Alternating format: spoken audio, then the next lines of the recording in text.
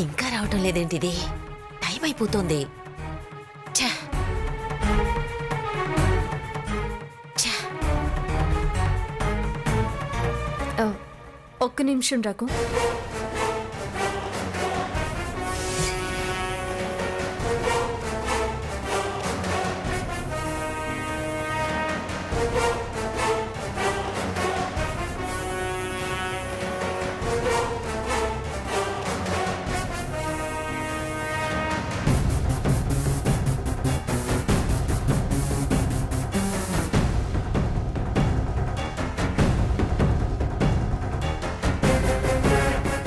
ఏంటి phone cut చేస్తోంది?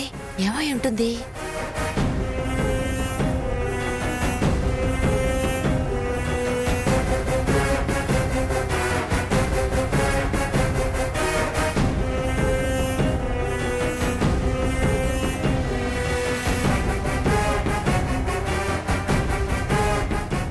పువ్వులు కింద పడిపోయేలా ఉన్నాయి.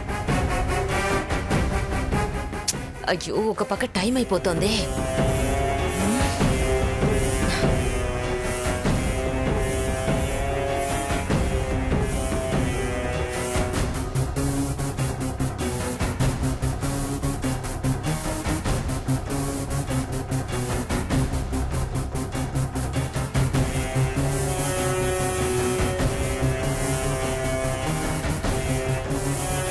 వెళ్ళొస్తామా అమ్మగారు?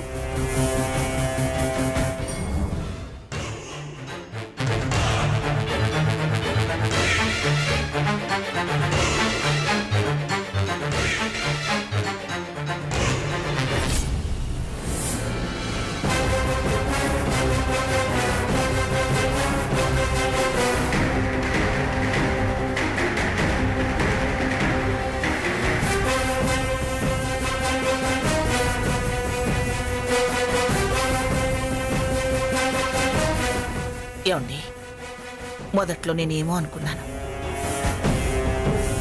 చాలా మంచి పిల్లండి హంస.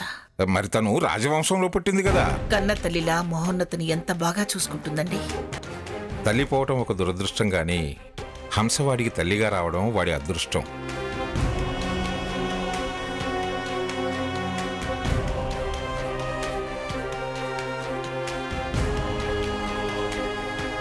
రా, త్వరగా రా, ఎవరు లేరు. రా, టైం అయిపోతోంది. ఏయ్, ఇంత లేట్ ఏంటి? అవతల టైం అయిపోతుందని చెప్పాను కదా. పైగా ఫోన్ చేస్తే ఆన్సర్ చెయ్యవు. ఒకటే టెన్షన్. అమ్మమ్మగారు, అడుగడుగునే గండాలే. అవన్నీ దాటుకుని వచ్చేసరికి తల ప్రాణం తోక్కొచ్చింది. ఏమైంది? టైం లేదంటున్నావు కదా, ఇప్పుడు అవన్నీ ఎందుకు? పద వెళ్దాం. పద. అమ్మా, అలాంటి వాళ్ళది నిజమైన ప్రేమ కాదు, అది వ్యామోహం. ఎగ్జాక్ట్లీ చిన్నత్త. నిజంగా ప్రేమించుకున్న వాళ్ళు అలా చేయరు. ఎంత మనసు విరిగిపోతే కన్న కూతుర్ని పట్టుకొని మా దృష్టిలో చచ్చిపోయా ఉంటుందా తల్లి? అది సరే అమ్మా, తన కూతురుతో తన మాట అనేటప్పుడు ఆమె మాటల్లో వ్యథ, కళ్ళల్లో బాధ గమనించావమ్మా? పెద్దబాబుకు బర్త్డే విషెస్ చెప్పు కూడా వెళ్ళాం కదా. ఊరికే ఎలా కాలిపోతుంది? మంట పెడితేనో పడితేనో తగలబడుతుంది.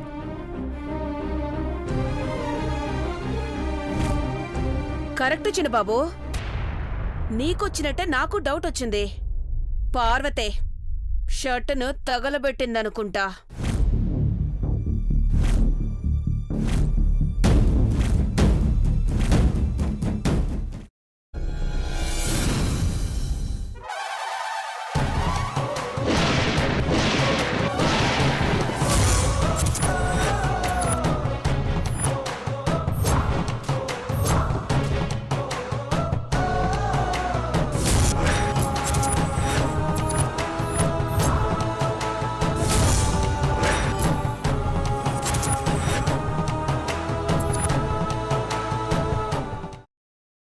తర్వాత పొట్టు తీసేసి చాప్ చేసి పక్కన పెట్టుకోవాలి.